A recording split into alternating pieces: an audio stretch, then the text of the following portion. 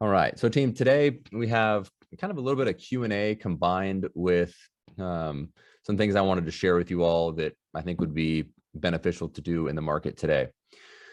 So I'd love to get your guys' thoughts and feedback. So feel free to raise your hand, type in the chat, unmute yourself, and love to get everyone's participation today because I think it's going to help tremendously. So let me share my screen and we'll get started here.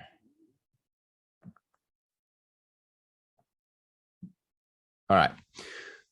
So the title is Setting Expectations in a Rising Rate Environment. That being said, we're going to go over more than just that right now. But I think, again, you have a phenomenal tool in your tool belt to help approach this. And I think that understanding how to navigate this environment, both for yourself, your partners, your clients, your team, is going to be really important. So how do we communicate the importance of rates when we're having conversations with our clients? And these are some of the questions that were asked. So if a client asks if they should wait to see what the market does, what do you do? You're going to get this, if you haven't been already, you're going to get this question a lot, right? Because the thing that I keep hearing over and over, even from my financial advisor, who's one of my best friends, he's always like, hey, say the housing market might be struggling because of affordability and this, and that, and the other. And one thing to be aware of is that financial planners don't really get taught about housing. They don't get taught about real estate. They don't really get taught about the mortgage space. So if they're making that correlation, you have to assume that your clients are as well. I'm going to show you this slide deck here. Can you guys see this here? Give me a thumbs up or type in the chat if me moving this over was helpful. Yes. Okay, cool. So I'll send this out to everybody. This is from Bridge Builders, Keeping Current Matters. Some of you guys may be aware of it. So this is good information to have to be able to show your clients in a consultation. Right. One is, from a deputy chief economist of Freddie Mac, says mortgage rates are likely to continue to move higher throughout the balance of 2022, although the pace of rate increases is likely to moderate. Much of the increase in rates early in 2022 is in anticipation of what will happen later this year, especially with the Federal Reserve interest rate policy. Keep in mind, this quote was probably in February or early March. So they didn't see, end of March and April's run up in interest rates as well. But if clients are wondering, should they wait? This is going to be a good indication that, you may not want to do that. But ultimately, we do expect rates to come down from a recession in 2023, which is, I think at this point, probably imminent. So here's a couple of great slides to show people as well. These are basically all rate increases from 94 through 2013. If they would have, I don't know why they didn't put 2018 on here as well. Maybe just because it wasn't a sustained increase, or actually I know why. It didn't increase by more than 1%. It did. I just don't know why it's not on here. But anyways, you can see, interest rates went up by 2.5% almost. Home prices went up 3%. You can see all the correlations up 13% from 1998 to 2000, up 13%, 2003 to 2004, up 7%, 2012, 2013, up 11%. So on average, if rates go up 1.5 points, we see an 8% home price increase. And that's mainly because people are, and yes, Jody, we'll send this deck out afterwards so you guys all have it. That's mainly because people start to flock to, when home prices become unaffordable and interest rates make it even more unaffordable, well, then the cost of renting continues to rise, right? Because the people that can't buy all now have to look to rent. And there's a similar inventory problem with rental homes. And then, so we're not just climbing in one sector, right? We're not just climbing in home ownership. We're also climbing in rent, which means, where would you rather climb? Would you rather your rent go up, or would you rather your home price go up where you're actually, getting the benefit of the home price or the equity there? This also shows home sales. So you can see home sales go down almost always, with the exception of 2003 to 2004. And that was because of bad lending practices. But people typically think, well, home sales are down, that's a bad thing. It's not, right? If home sales are down, but home prices are up, right? Because people confuse home sales and home prices. Home sales go down because, someone who has a a 2.5% interest rate doesn't want a 5% interest rate, so they don't sell their home, right? But it means that when people are selling their home, that there's less inventory and still a higher level of demand. If home sales were up here, home prices would be down, right? Because there'd be more inventory, there'd be more opportunity to buy homes, and it wouldn't create the upward pressure. So I think it's a really key component that you help educate your clients, and giving your agents this slide and even hosting webinars and stuff around these things is going to be really valuable. Next, as you can see, kind of the see what that final rate is here. Yeah, so this is the actual interest rate, right? So rates went up to 9.2% and home prices still went up 3%, right? But home sales went down.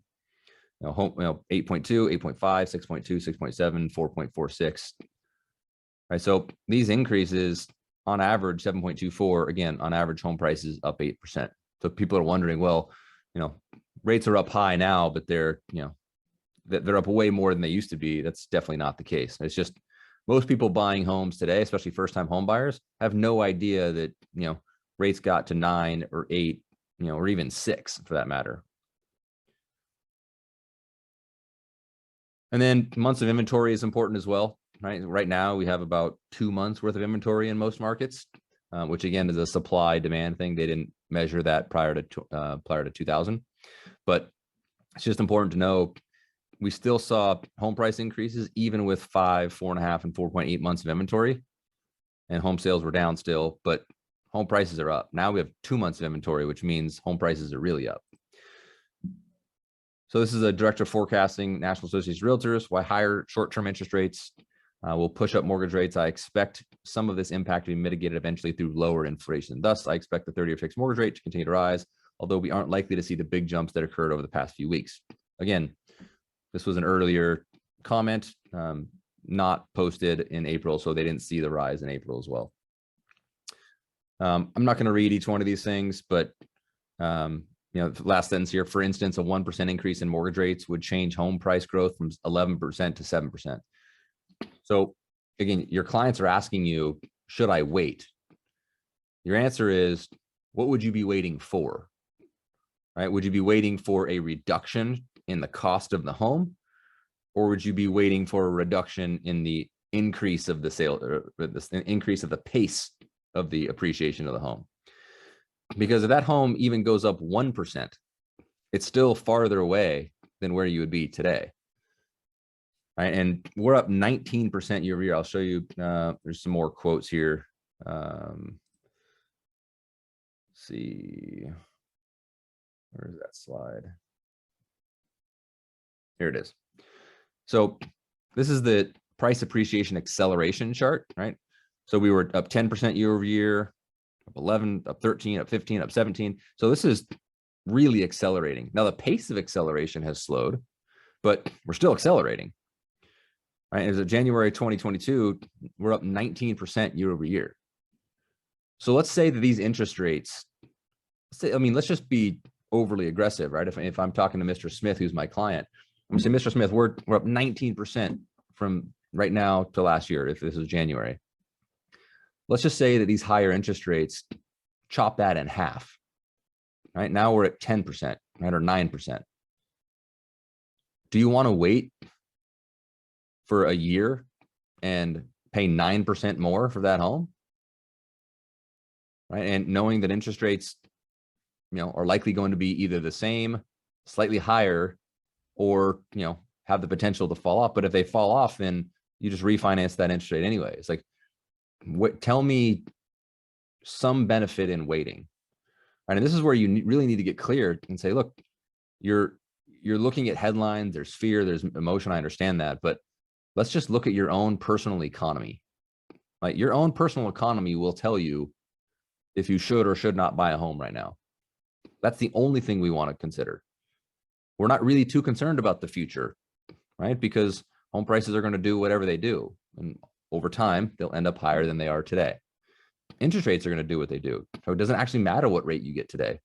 Okay, it won't go up, right? Because we're going to, most likely you'll get a 30-year fix. If you're going to get some sort of adjustable rate mortgage, we're going to make sure that you're out of it by the time that the adjustable rate portion even happens.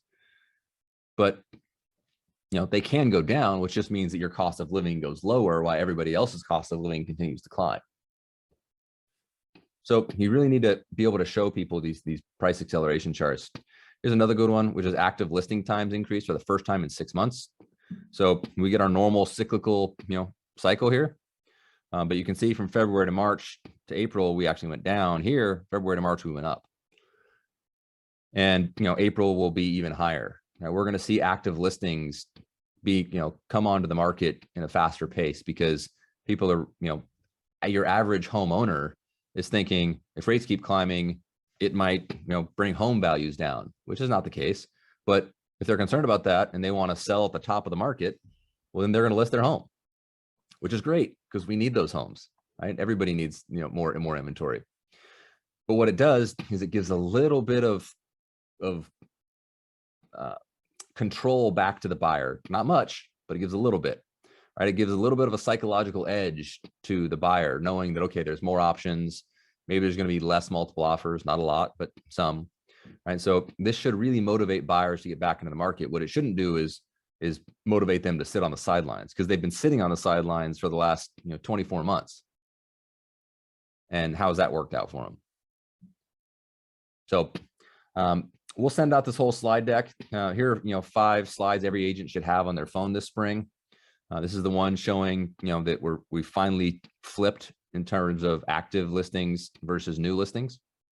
So our active listings is 382, new listings 434, which is great, right? It means that we're getting more inventory. This is one that we've showed you guys before. This is in the Bulletproof Buyer Program. And if anyone, again, is asking, should I wait? Here's all the reason in the world why they should not, right? Because they're thinking this is going to happen, right? In terms of home values, even though this is not, this is, single family homes being built. But in reality, for, 15 years now, because 2021 happened, 15 years, we have not even built the average number of homes. But for 15 years, we've had a record number of first-time home buyers enter the market. Demand is always going to be high simply because of the demographics, not the financial, logistics. This is a hedge against inflation, right? Because, we've in the 70s, inflation was 7%, right? But home prices was 9.9. So you're still hedging against it. Almost every single year, with the exception of a few, right? Home price appreciation beat inflation. The only time it really didn't is 2000s because we had that big drop, right, in 2007, 2008. But right now, it's always been a good hedge against inflation, but right now it's the biggest. Right? I mean, 2020 and 2021, 1.4% inflation, meaning that, your money is losing 1.4% if it's in the bank, or if it's in a home. But if it's in a home, it's gaining 9.2% in equity growth, and now it's 18%. So if you ask someone, hey, what are you waiting for as a buyer? And they say, well, we're just going to save our money and, we're going to buy when the time is right. If you save your money, you're losing 6.8% on it. Because if you're going to buy a home, you're not putting that in the stock market, right? It's too volatile, right? You're planning on buying a home with that. So it's going to sit in a savings account or a checking account, and it's going to lose 6.8% per year. So if you have $100,000 in that account 1 year, that means, and you could buy a $100,000, widget. Well, next year you can only buy a $93,200 widget, right? Because your money just got eaten up. But if you put that $100,000 into a home, now it's $118,000, right? You're going the opposite direction. So being able to help people understand how home ownership and really even mortgage rates is a hedge against inflation, right? Because inflation 6.8%, even if they're borrowing at 5.5%, right? They're still beating inflation there.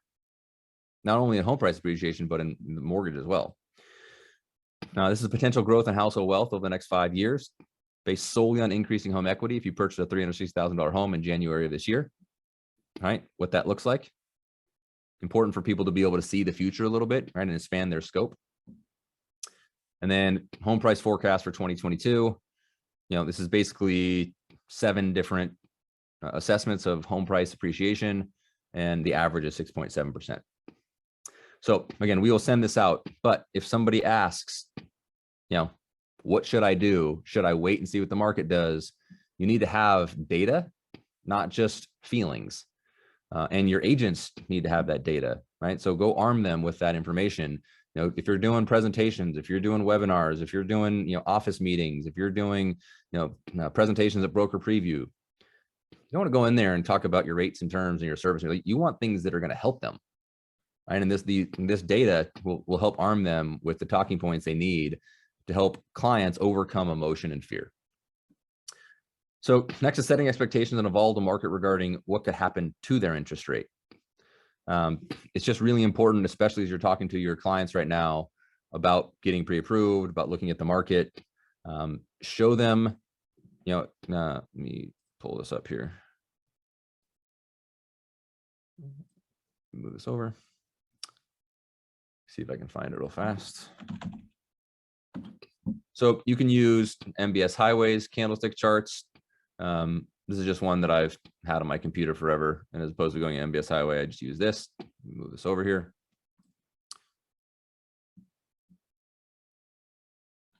So you want to be able to show your clients, what volatility really looks like, assuming the internet works. Sorry, for some reason I use Zoom on this computer. Here we go. Oh, I had it and then it went away.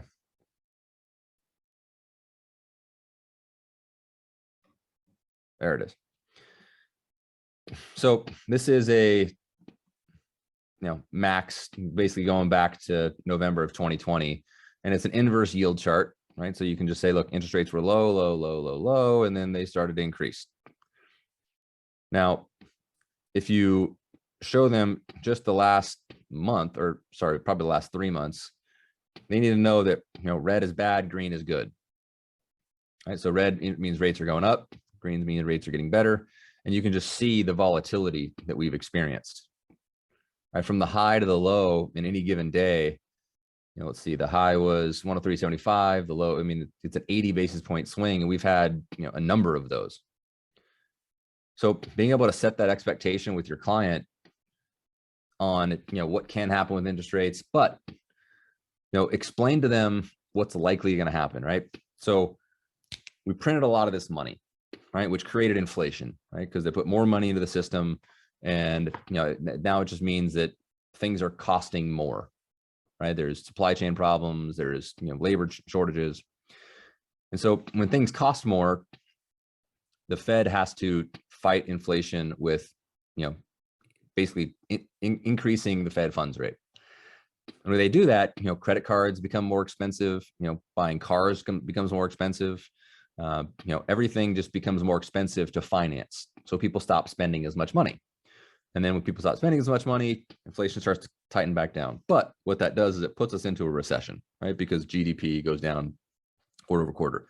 So we're likely to see that, meaning that money is going to flow back into the US Treasury because it's been flowing out of it as of late.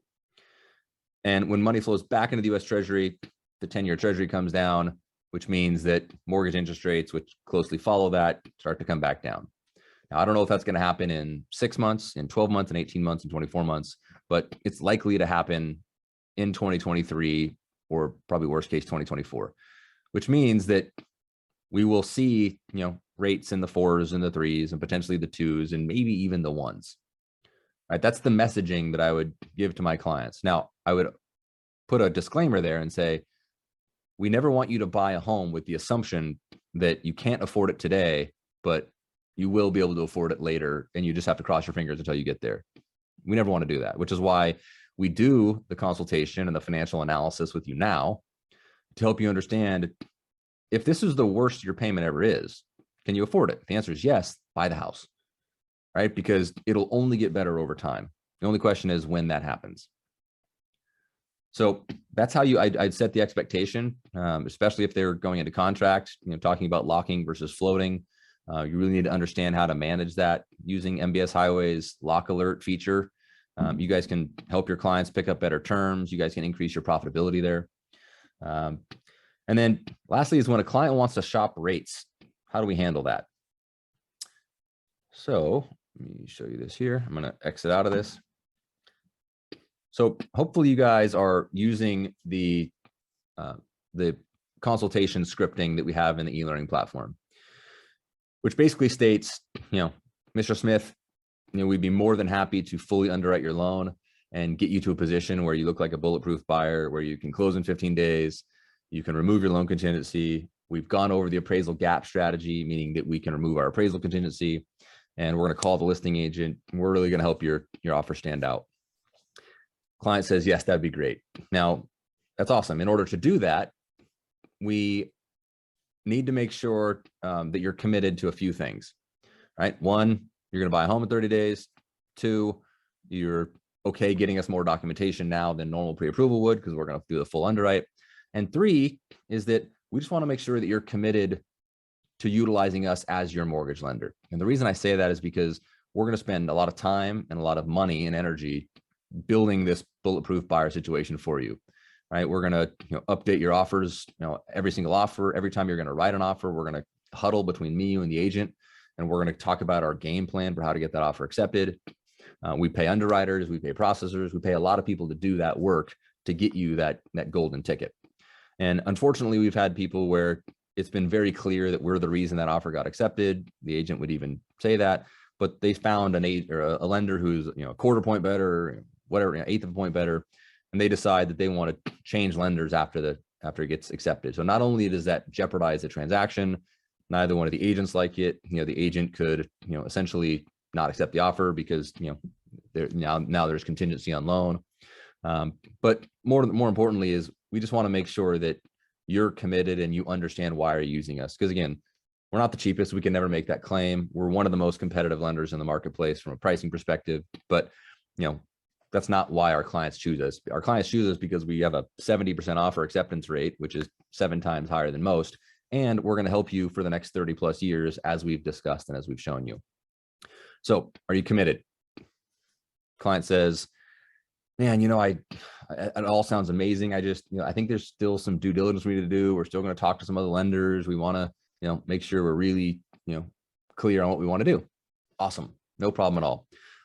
We actually encourage that, right? And we always love being the first one you talk to, because we can help you understand how to talk to other lenders moving forward. And more importantly, we're going to give you some really good questions to ask them so you can make a really fair comparison. Clients absolutely love that. Not only does it put you in a position of power, but it really makes them feel supported. And you don't have any sort of, superiority complex where you're afraid of them doing that work. I've seen lenders handle that poorly. They're like, okay, well, what else do we have to do? And then they kind of get defensive. Do not do that, right? Let people make their decisions, but help them make their decisions. So the way you do that, just log into your Art of Homeownership e-learning platform here and just type in questions to, and it should come up here. Yep. Questions to help your clients shop for other mortgage professionals. And these are the questions that you want to, is the script, right? So thank you for letting me know. I completely respect and understand, yada, yada, yada. And then, you want to give them these questions, email them the questions right after the meeting. So they're going to go talk to ABC Home Loans lender, and they're going to say, okay, Joe, if you can, what analysis and planning practices do you have in place that will help us structure the loan correctly and analyze our options? Basically, do you use Mortgage Coach or MBS Highway or any other tools to help me with that? The answer is always going to be, well, we'll send you an LE, right? Massively underwhelming, especially after they've gone through your process. And then, Joe, what technology do you use to help us, look at the long-term impact of our financing decisions? Yeah, we don't really have that. Okay, well, how can you help me gain a competitive advantage to get my offer accepted and save money on the price of the home I want to buy? Right? Bulletproof buyer platform here. Well, we can close fast, right? They're not going to say all the things that we do. Okay, well, how will this loan fit into my short-term and long-term goals in real estate, my holistic financial plan? Again, he's going to fall on his face. What processes do you and your team have in place to ensure I always get proactive communication and updates about the process? How do you and your team help us with our relocation from one home to the next? Do you and your team help with us or proactively after we close to ensure that we're protecting and growing the value of the asset? And then what system do you have in place to help me manage my entire real estate and financial situation after closing to ensure we become the most successful homeowners? If they ask any one of these questions, and I challenge you to do that, right? If you really want to have some fun, which is just my nerdy version of fun, call 5 random mortgage companies. Better yet, go online and find the lowest interest rates that you can. Call those people and ask those questions and see what you get. If nothing else, you will feel a lot better about yourself, right? Because you know what our competition looks like. But you give your clients those questions to ask because you know that they're just, the mortgage industry isn't built to do these things, right? Lenders aren't built to know these things. So this is where you want to really help people shop, and then, follow up with them. And I would just say, hey, Mr. Smith, I totally understand. Use a script. We're going to send you the questions, knowing that, the market's doing what it's doing, and knowing that you are committed to writing an offer in the next 30 days, right? And you are committed to getting all the right documents. Like, you need this fully underwritten approval letter, whether it's with us or anybody else. And I just don't want you to have to wait longer than you need to. It is Wednesday right now at 10:20 a.m. Maybe just call as many lenders as you care to between now and Friday at noon. And then why don't we just, I'll put some time on our calendar and I'll send you an invite. Let's talk Friday at noon, and I'll help you understand what answers these lenders had. And then I'll help you make that decision. And whether it's us, awesome. If it's not, we'll wish you the best and we'll support you, and we'll help you go that direction. I think that you're going to win 9 times out of 10 by doing that, because you're just going to put yourself in such a different position. So anybody have any questions on how to navigate anything if clients ask for, should I wait, setting expectations, if they want to shop rates? Any questions or feedback on that?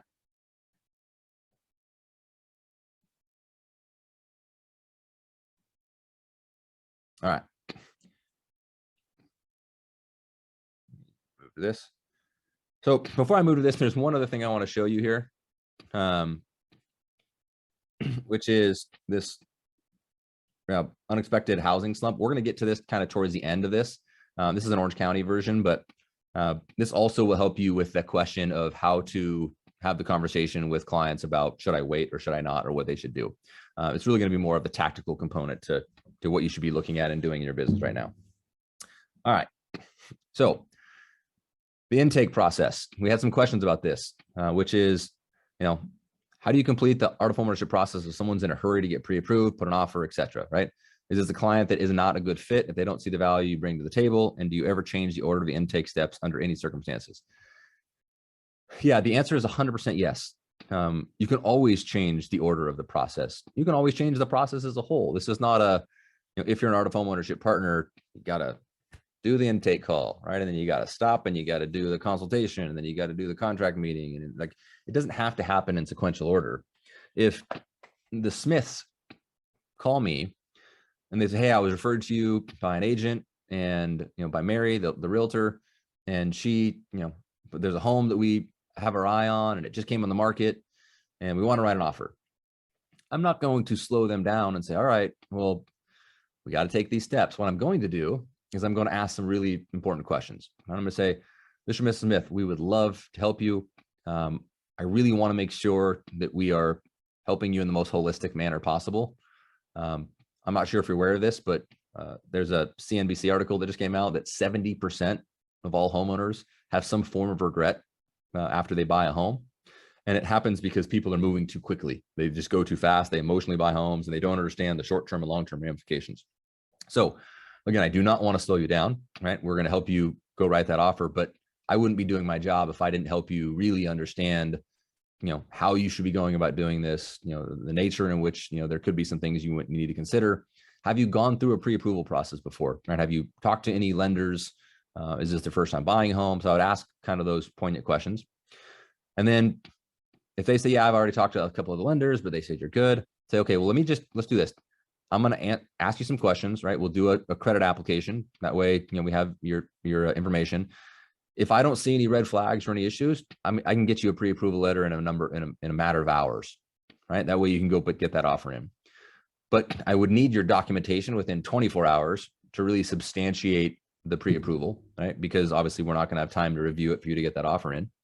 And then, during the time of you writing that offer and that offer getting accepted, I'd love to just spend an hour doing a consultation with you to really show you what that looks like. So when and if that offer does get accepted, we've already done the education, we've done the learning, you have a high level of confidence. Now, 9 times out of 10, it's just going to further, your desire to want to buy that home.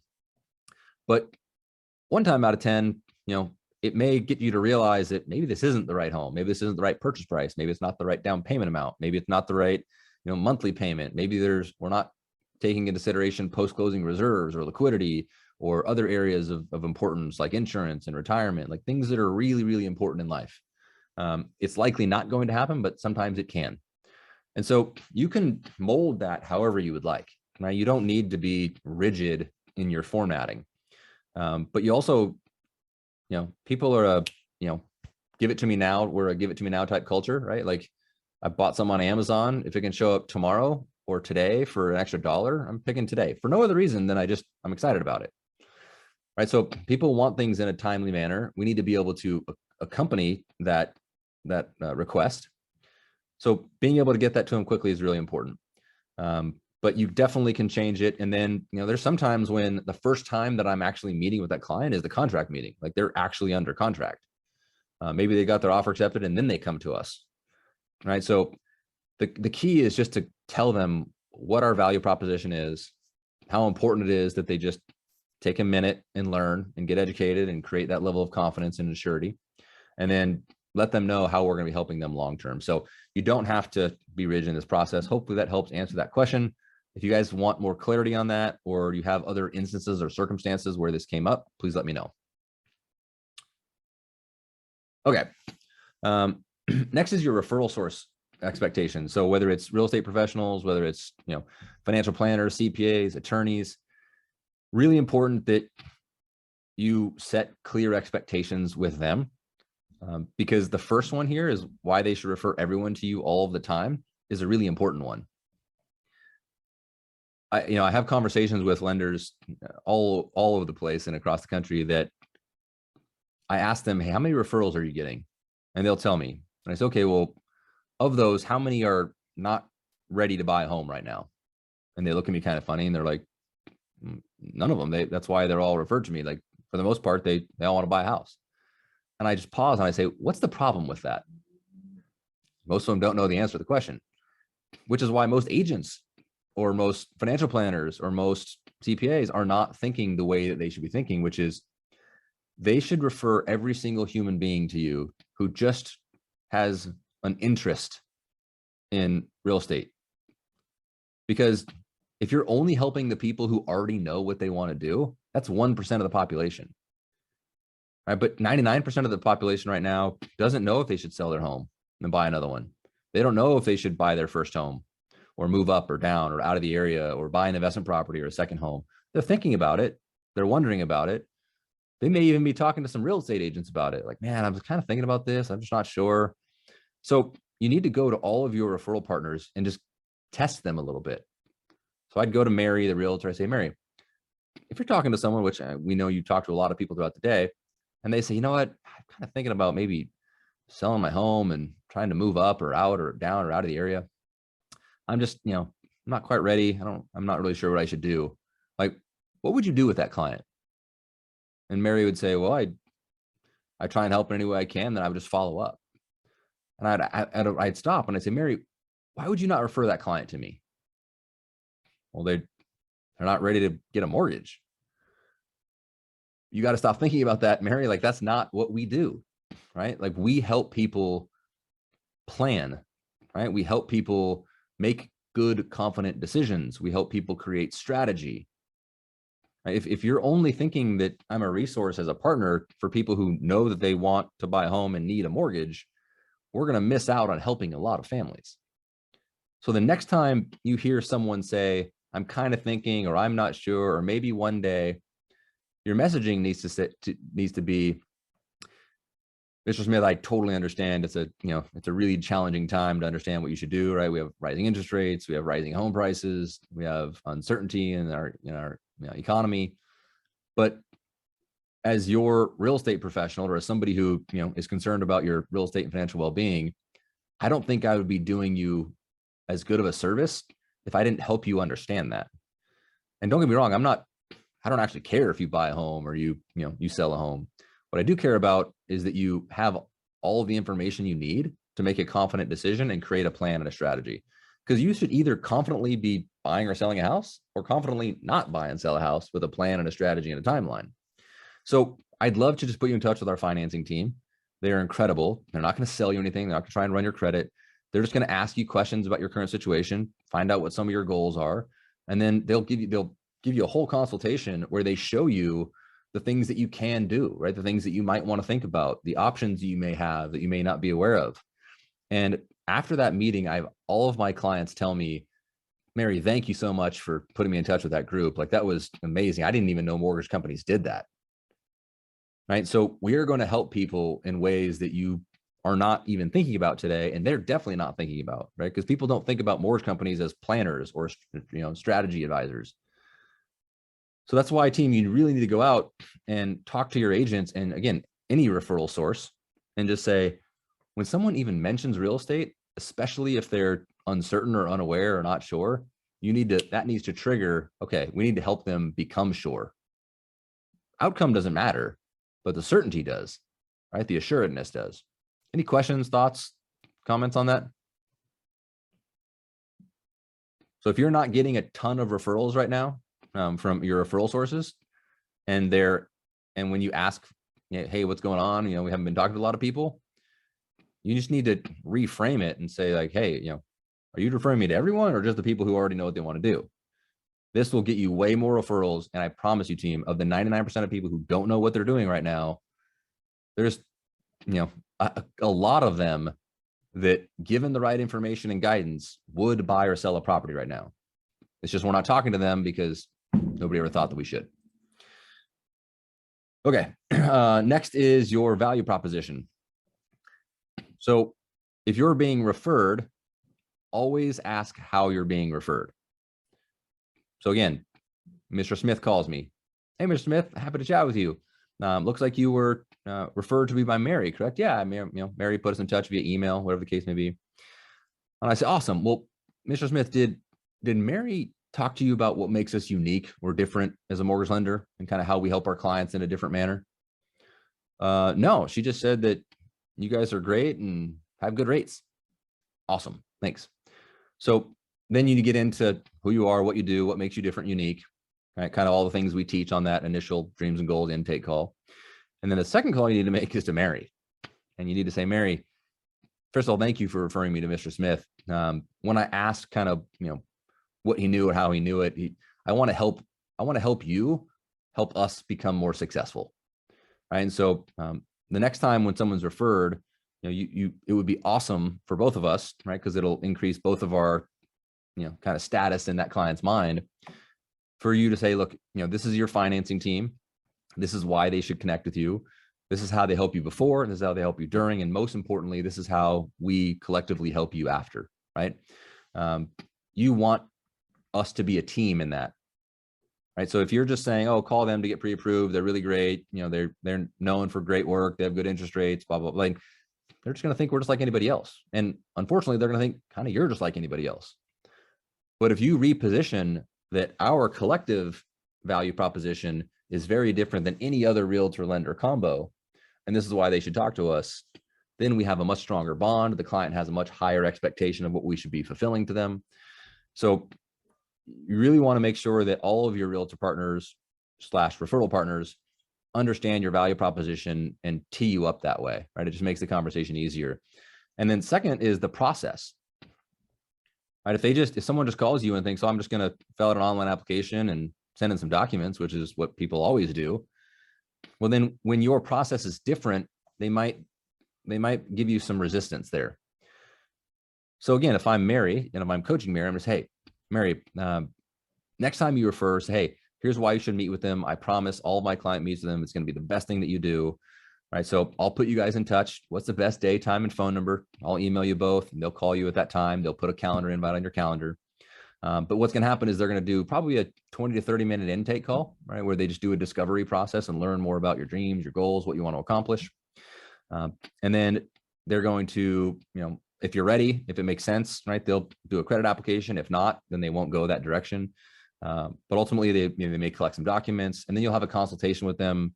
It's probably 45 minutes to an hour. I'd love to join that consultation with you, right? Because that's where I can learn how to help you best as well. And by the end of that consultation, I promise you're going to thank me. You're going to have all the information you need to make a confident decision. And then we can either go look to buy a home or create a plan to do that at some point. So that's the process. What's the best day of time and phone number to get started? If they've already heard the process, they're much more likely to follow the process. If they haven't, and the first time they're hearing it is from you as a lender, it just becomes a little bit more problematic. Maybe they're hesitant to it because nobody else has ever given them that process. So how you are referred and how the process is explained during referral, both incredibly important. The importance of each step for short-term success. This is where they, and then all the obviously long-term success, but the short-term success is they need to say, look, if you work with this lender, we will have a higher likelihood of getting your offer accepted. Not only can we be faster, right, in closing the transaction, but we can save money on the price of the home, most likely. We increase our offer acceptance rate. We have more confidence, we have more certainty, we reduce risk of any fallout or any financial challenges that you may have. And so that's why you go through this process with our team, which includes our lending team. And all of this is going to be really short-term success, but incredibly important. The most important thing about working with our team, me as a lender and our financing team, me as the realtor and our financing team, is that if we just helped you like every other agent and lender, well, at the end of this, you would just own a home, which would be great. But to become a really successful homeowner, that takes a lot of time, energy. It takes partnership, collaboration, proactive information. And that's where we as a team are going to help you in ways that the rest of the industry just hasn't figured out is important yet. All right, here's how we're going to do that. Right. So talk with the teams, like arm them with all the information to differentiate themselves with you as a partner on that team. If all of these things happen, I promise it will redefine your business. It will redefine their business. And I don't care what business they're in, right? It'll elevate them because we're doing things the industry is not. Any questions, thoughts, comments on any of this here? Okay. All right, so this last 15 minutes or so here, I really want to go through ideas to grow your business today. I've shared this with some of you, but not everybody in Art of Homeownership has seen this yet. So this is the housing report that I want to show you here. Basically says demand is slumping, right? Over the past month, demand has dropped by 6% when it normally rises by 4% this time of year. So we're at a net 10% delta.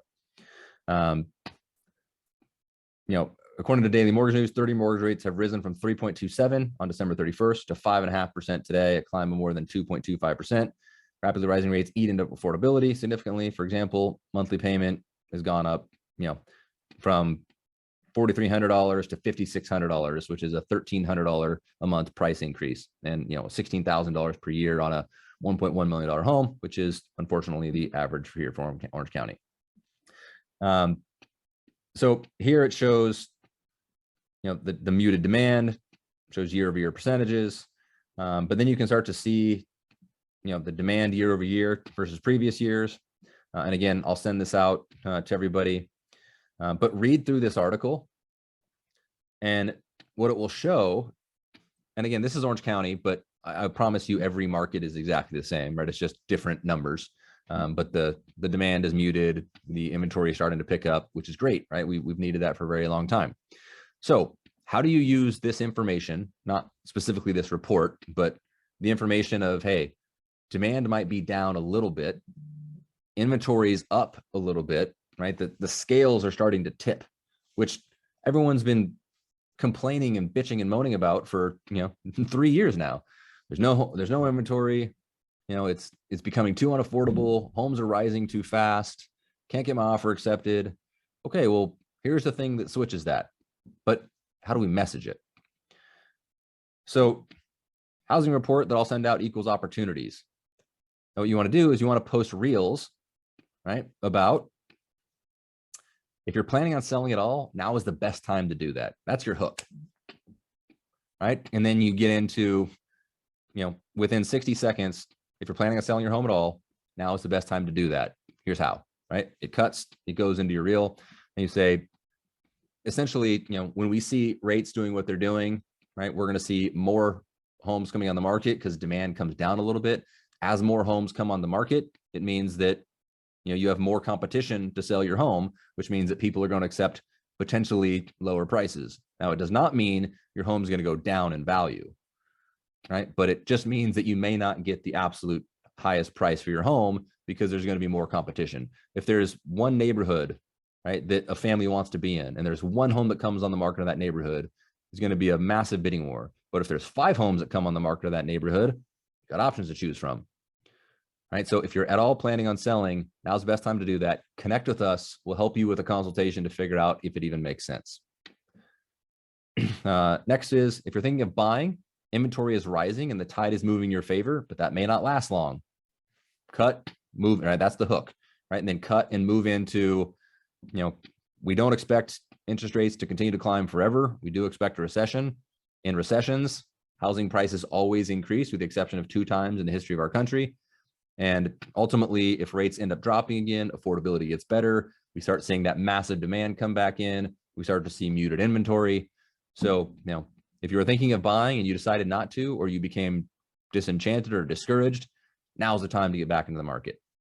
All right. So this data, or, your local data that you can find, go to your local, MLS board, right? Go to your local housing board, talk to, a lot of title reps have this data, or you could even look it up on Zillow, just inventory trends.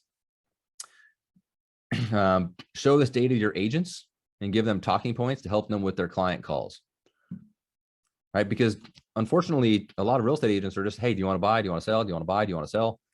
And when they get a no, or I'm not sure, they just kind of move on, right? Because they're trying to find the people who want to buy or sell. If we start changing the narrative to, hey, are you aware what's happening in the market and how awesome it is for you? No, what's going on? Okay, well, you own a home. Let me tell you why, this might be a great time to sell if you're even at all interested. You don't own a home. Let me tell you why this is a great time to buy. So give them the data, right? Share with them the decks, right, that we'll send out from here. Show them this report, even though it's an Orange County report. It will be consistent with their market. And just make sure they know, hey, here's the talking points. But the key is, don't press them to buy or sell a home. That's not the outcome we're looking for. Press them to have a consultation with us. That's what we're looking for here, right? The market's changing. You need to be aware of it. If you're even at all remotely interested in buying a home, selling a home, up, down, out of the area, investment property, second home, if you have that on your radar in the next 2 years, talk with our financing team now. Again, they're not going to run your credit. They're just going to go through your situation. They're going to give you some advice and guidance. They'll tell you what the strategy looks like, and we'll follow that strategy, whatever it may say. That's the goal. It can't be, all right, well, then let's list your home, right? Or great, let's get in the car and go find properties. Because people know that that's just someone trying to sell them something. They don't have the knowledge and the confidence to actually make a definitive decision as to whether they should buy or sell a home. That takes our financial analysis, right? It takes our consultation skills. And then they start to see the big picture, and then we can start to help them make the definitive decisions. So that's the plan. Next is offer to host online events with your agents to get this news out to their database and sphere. This is, again, really good news. It's news that people have been wanting to hear, but all people are hearing right now or seeing is headlines that says, home sales down X percentage, right? And then immediately the average person thinks, oh man, I'm not buying a home now. If home sales are down, whew, good. I'm going to wait till it gets to the bottom and then I'll buy. That's not what home sales are. Right? That's not to say home prices are down, right? Or, their headlines, interest rates are moving up, home affordability goes way down. And they're thinking in their head, well, then I can't buy a home. And if I can't buy, other people can't buy, and the market's going to crash. If you host online events, don't do it alone. Do it with an agent. We do a 7-part series. So we'll have, every month we do a new thing. We'll bring a new agent on. We'll talk about a different talking point, and then we'll rewind the series. Then we'll do, different ones, specifically about stuff like this, right? That the market's changing. And you could do that with 10 different real estate agents, right? But it's on each one of their platforms. It's going to each one of their audiences. And they absolutely love it because they probably wouldn't do it by themselves. And you have the data and you can show what you do in your analysis. And that's the call to action, right? The call to action is Get an analysis, Mr. Client. Don't sit in your house in wonderment and just hope that one day you're going to figure out if you should buy or sell a house. Like, there is a free, no cost opportunity to meet with a real estate and financial professional who are not going to try and sell you anything, but they're going to give you the information you need to feel more confident in what you're doing. Right? That's the call to action every time. And then you want to ask your agents, so helping them to kind of, I talked about this in a previous session. I used to always have amazing initial meetings with agents, right? I'd go in there, and an hour later, I'd walk out of a coffee shop or their office or my office, and I would just high five people, and I was super excited. I'd be like, I knocked it out of the park. And then crickets. Didn't hear from them. No referrals. No follow-up.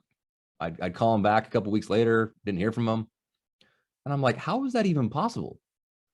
How do I impress somebody so much and have them give me such glowing feedback? And then it just goes to darkness.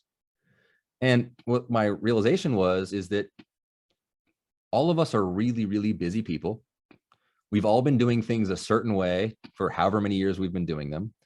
1 hour-long conversation is not going to change habits, right? It's not going to change thought processes that are distinct and drilled into people's heads. Like, they're not just going to change in an hour, right? You need to give actionable steps after every single meeting with clients, with agents. There always needs to be a next definitive action. There needs to be homework. There needs to be reasons to follow up and things to do.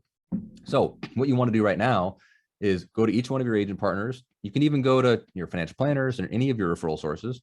And hey, Mary, who do you know that was thinking of selling but decided not to anytime in the last 6 months to a year? Like, look through your database, find those people. Let's start to reach out to them. All right, let's let them know what's happening in the marketplace.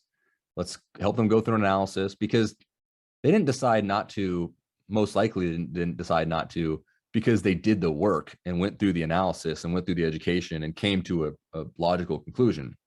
They decided not to emotionally, right? Or, maybe they didn't get that job change, so they decided not to sell, but maybe selling is still in their best interest, right? So helping them find that, and then just, hey, find those people. By the end of the day, if you can give me a list of 5 or 10 people that you had a conversation of potentially selling their home, but they decided not to, we can re-engage those people and show them what's happening in the market and start having new conversations. Sound good? I'll follow up with you at the end of the day. That's the homework. Right? Next is, who do you know that gave up on buying or isn't looking quite as hard as they should be? Right? They were pre-approved. They were excited. They didn't get 4 or 5 offers accepted, and they just kind of went bleak.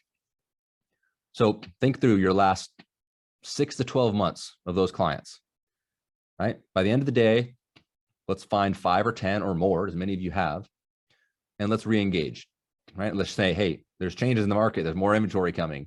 And yeah, rates are higher, but demand is lower, which means you can get in and we can show you what's going to happen over time, right? Like, we can start having those conversations again. By 5 p.m., let's get that list. I'll follow up with you by the end of the day. Okay, great. That's an actionable item, right? You don't meet with them for an hour. You don't take, if you're taking people to coffee right now, if you're trying to create relationships, if you're trying to, be the person that everybody likes, that's not going to work. It's too slow. It takes too long, and the results aren't going to show up fast enough. Like, we need to help families today, right? We need actionable items for both parties. So give them action steps, and then they'll be able to help you through that. Next is, give this information to your financial partners or financial advisor partners and ask them what clients would want to know this, right? Same information that you showed on that report, same slide decks. Hey, look, this is happening right now in the real estate marketplace. What clients do you think would benefit from knowing this? Or do you think it would be good to do a webinar with me and you where you invite all of your clients as just a value add? If I'm a financial advisor and my job is to ensure that my clients are financially secure, I definitely want them to know what's happening in the mortgage and housing market, because it's a big part of it. So I would love to do that, right? Especially if we do it collaboratively and both people get the credit. And then do a video to your database with this information. Create a call to action for anyone that wants to talk about this, how it may affect them or their family members. I mean, y'all have BombBomb, y'all have Daily AI, where you can do videos right through the system. right? You can push it out. So I want all of the people, if I have 3,000 people in my database, I want all of them to watch a video with me, could be a 2-minute long video, right? You show some slides, you talk about some talking points, you wrap it together, you push it out, and they're basically watching you saying, hey, the market's shifting, right? Like there's going to be more inventory. Home price appreciation may start to slow a little bit. There may be more competition to sell your home in your neighborhood. You're a home buyer, or you're planning on buying a home. You're not going to have as many people to compete against. We're at the early phases of this. If you're at all interested in how this is going to impact you, or your parents, or your children, or your coworkers, or anybody in your life, please reach out, and we'd love to do a consultation to help you better understand it and take it from there, right? So your database should be getting that from you, because that's who we are, right? It's what we've committed to. And then lastly is go to open houses. There's a lot of buyers there and no lenders. I promise I've been to a few just to kind of survey it. I'd go and like check on some of our agents, and I'll pop in and I'll be like, hey, any lenders stop by? Like, no lenders are coming down here. Like, because they're still hungover from the party that we had for the last 3 years. And they don't want to do the hard work, right? And they don't want to have to go back to doing the things that we used to do in 2018 and prior. So if you want to work with buyers, which as lenders promise you we do, guess where they are? They're there, right? So you can help them. I promise we have a ton of examples of our team doing that. That's really helpful. So I know we are coming up on time here. We have 3 minutes left. Any questions, thoughts, feedback, anything that anybody needs in the next 3 minutes to help you for the week ahead?